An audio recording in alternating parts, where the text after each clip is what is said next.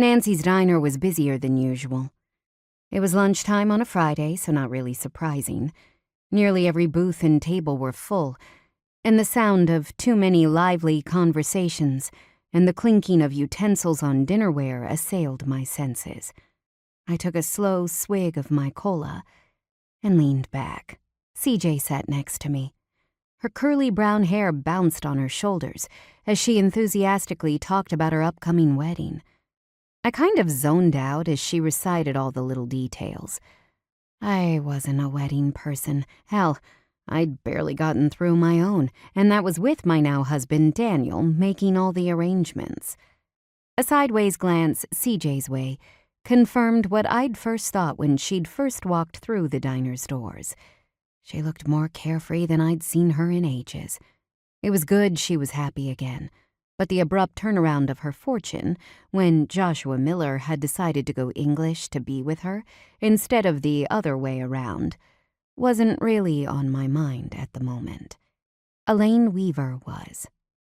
My gaze strayed to the brunette sitting across the table from us.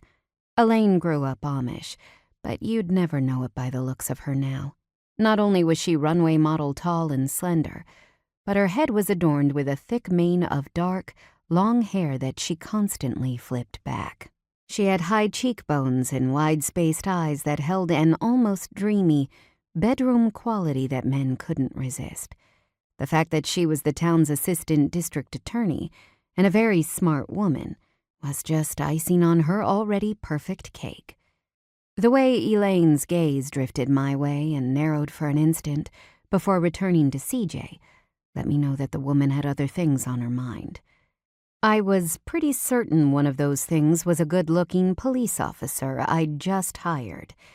The situation was complicated and a bit uncomfortable.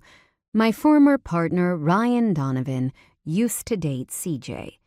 They'd been a couple for about 2 years, until he'd majorly screwed up and cheated on her. CJ was about as down-to-earth and reasonable as they came. She'd moved on, and was even friendly with the man who had done her dirty. Now that she was marrying Joshua, there weren't any worries about jealousy or resentment on her part.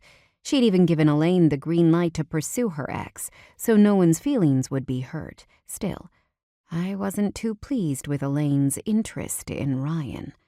There was more going on than I already knew.